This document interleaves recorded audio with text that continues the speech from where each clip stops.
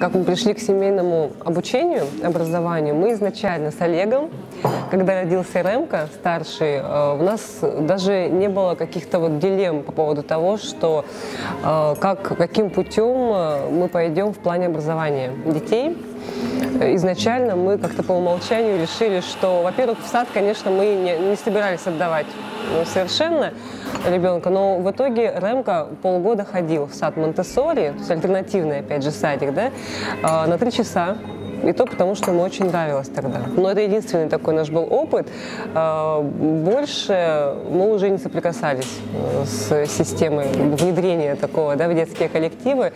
И когда настала пора обучаться в школе, у меня тоже были некоторые вопросы. То есть я думала, что, возможно, найти просто альтернативную систему образования и пойти обучаться там, потому что сейчас очень много интересных действительно тоже есть центров в Москве, по крайней мере. Но в итоге, когда мы пришли в центр очень известного человека в Москве, Игоря Моисеевича Чепковского, пообщались с ним, то вопрос уже совершенно отпал. И мы поняли, что однозначно пойдем путем именно семейного образования. Пообщались со многими тоже родителями, у кого дети уже находятся и обучаются по такой системе. И как-то вот первый класс, да, мы начали обучаться. Конечно, сразу скажу, что это непростой путь. Если многие думают, что это просто сидеть дома и ничего не делать, это путь очень ответственный, скажем так. И если просто семья привыкла как бы, в плане образования перекладывать эту ответственность, то будет очень тяжело, потому что здесь ты уже понимаешь, что если что-то пойдет не так, то это однозначно только твои проблемы, и решать ты будешь их сам.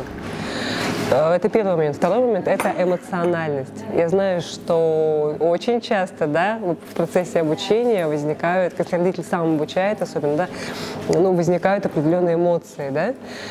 И вот это тоже один из моментов, когда в плане личностного роста родителя. Здесь нужно быть готовым, что будут свои трудности и препятствия. И очень важно принять то, что нужно будет развиваться прежде всего родителям, не столько ребенку. Мы этот путь, в общем-то, прошли уже в определенной степени, внедрились в обучение. Далось не сразу все идеально, но в течение нескольких месяцев. И знаете, сейчас лично я вот считаю, что это все-таки лучший выбор для нас и наших детей.